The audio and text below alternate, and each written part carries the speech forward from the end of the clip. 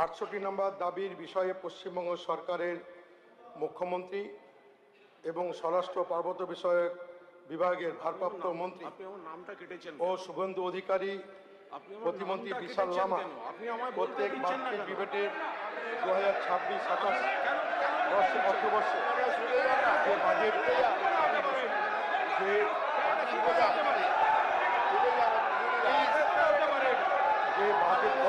করা হয়েছে সেই পরিপ্রেক্ষিতে আপনি বসুন।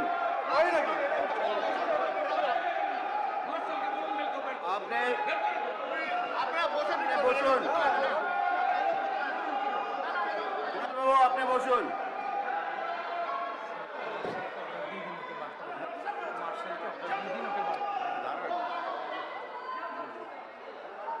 এই কুণাল বাবু এখানে বসুন। কুণাল বাবু এখানে বসুন।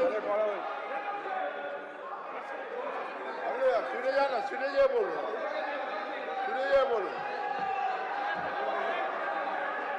কুণাল বাবু আপনি যদি না বসেন, আমি আবার বলছি, আপনি যদি না বসেন আমি বার করে দিতে বাধ্য হব আপনাকে।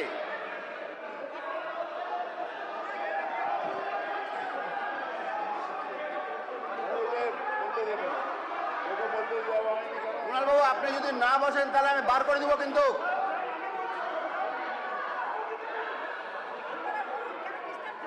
আপনাকে কি বলছি, আপনি যদি শুনুন, এই কুণাল বাবু বলুন না যে বলুন, আপনি যদি না বাড়ান, আমি আবার বলছি আপনি যদি না বসেন আমি কিন্তু সাসপেন্ড করে দেবো আপনাকে। বার করে দিন তো ওকে, বার করে দিন একদম ইমিডিয়েটলি বার করে দিন ওকে, বার করে দিন। কোনো কথা শুনবেন?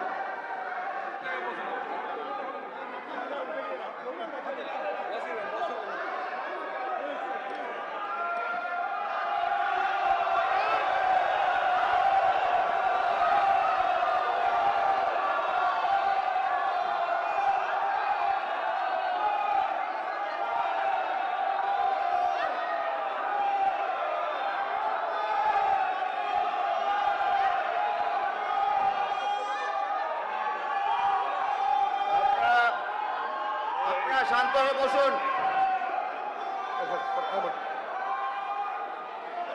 ধন্যবাদ। মাননীয় স্পিকার স্যার, আবার টাইমের দিকে একটু লক্ষ্য রাখবেন। মাননীয় স্পিকার স্যার, আবার টাইমটা এখন থেকে শুরু করলে ভালো হয়। মাননীয় অধ্যক্ষ মহাশয়, আমাদের সতীর্থ বিধায়ক যেভাবে, মাননীয় সদস্য আপনি একটু বসুন।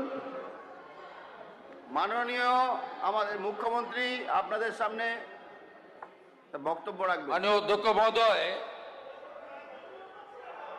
প্রতিবাদ অনেক রকম হয়, এখানে 5 বার 7 বার 8 বারের বিধায়করাও আছেন। এই রকম অসভ্যতা আমি বিধানসভায় আমরা আগে দেখিনি। আমরাও বিরোধী দলে ছিলাম, শাসক দলে ছিলাম, আছি।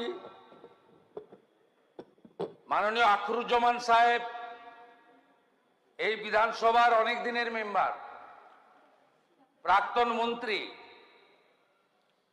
উনার বাবা হাবিবুর রহমান সাহেব মুর্শিদাবাদ জেলার আপামর মানুষের একজন শ্রদ্ধেয় ব্যক্তিত্ব। আজকে যেভাবে মমতাপন্থী তৃণমূলের